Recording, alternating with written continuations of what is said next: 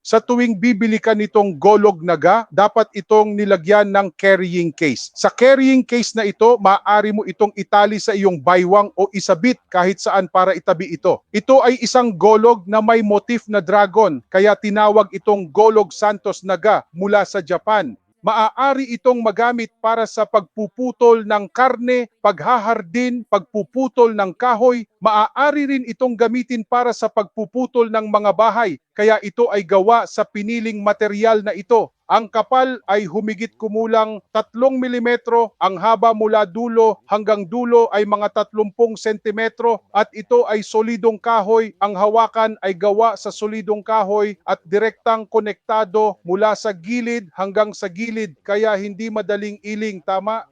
Well, kung ang talas nito ay walang pag-aalinlangan, kung gayon ay huwag pagdudahan ang talas nito.